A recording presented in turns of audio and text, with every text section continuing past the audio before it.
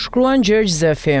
Deklaratat e fundit të Donald Trump të bëra në një takim elektoral në New Hampshire, ku ironizoi pjesëmarrjen dhe sakrificat e ushtarëve italianë në Afganistan, kanë shkaktuar jo vetëm indinjat në Itali, por kanë trazuar një pjesë të madhe të spektrit të djathtë në të gjithë Europën.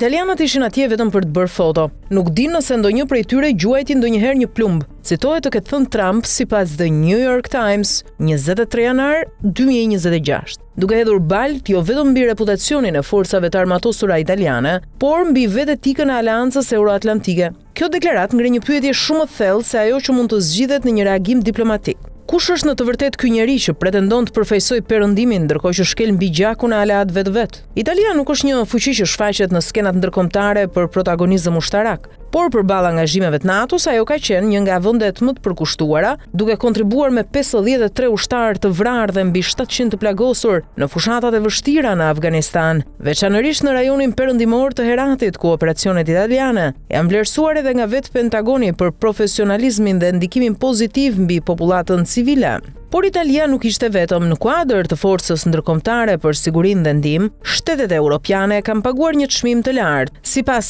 Brookings Institution dhe të dhënave të NATO-s, Mbretëria e Bashkuar humbi 457 ushtar, Gjermania humbi 59 ushtar, Franca humbi 89 ushtar, Polonia humbi 44 ushtar, Danimarka humbi 43 ushtar. Për një vend me 5.8 milion banor, kjo ishte humbja më e madhe për frym në Europë. Kanadaja, edhe pse jo europiane, e kyçe humbi 158 ushtar. Në total mbi 1150 ushtar jo amerikan u vranë në Afganistan, shumica dërmuese nga vendet europiane. Të poshtërosh këtë angazhim me një batut poshtëruese nuk është vetëm një shpërfillje e një kontributi ushtarak, por është një akt politikisht i papërgjegjshëm që minon një nga shtyllat e NATO-s, respektin reciprok dhe besimin mes aleatëve. Ajo që bën deklaratën e Trumpit edhe më të papranueshme është fakti se ajo vjen nga një figurë që pretendon të jetë përfaqësuesi së djathtës tradicionale amerikane, një linjë politike që historikisht ka qenë lidhur ngushtësisht me nderimin e forcave të armatosura, kultivimin e patriotizmit dhe besnikërinë ndaj partnerëve ndërkombëtar, që nga epoka e Ronald Reaganit e deri tek George W. Bush, e djathta amerikane ka ruajtur një etikë të hekurt për mbrojtjen e ushtarakëve dhe për kujtimin solemn të sakrificave të tyre.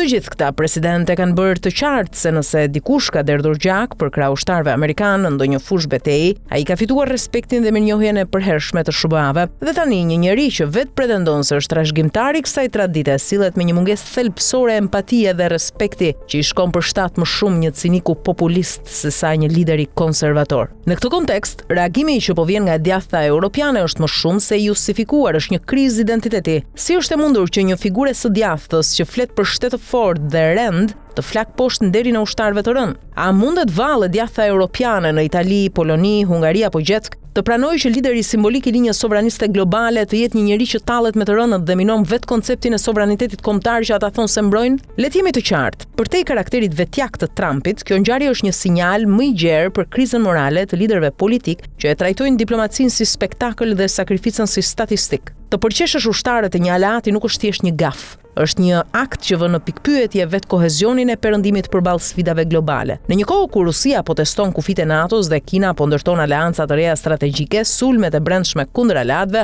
janë një luks që asnjë demokraci nuk mund ta përballojë. Trump e ka reduktuar moralin e perëndimit në një pazarllëk elektoral, por ajo që ka ndodhur me ushtarët italianë është më shumë se një incident diplomatik, është një shenjë se nëse liderët e së djathtës globale nuk i rikthehen vlerave të qëndrueshme si respekti, sakrifica dhe ndershmëria, atëherë nuk kemi të bëjmë më me një të djathtë konservatore, por me një farsë populiste që s'ka më lidhje me asnjë traditë politike serioze. Në fund, ne që i përkasim një bote që ende besonte vlerat, kemi të drejtën të pyesim kush dreqini e tij që flet në emër të perëndimit dhe poshtëron ata që dhanë jetën për të?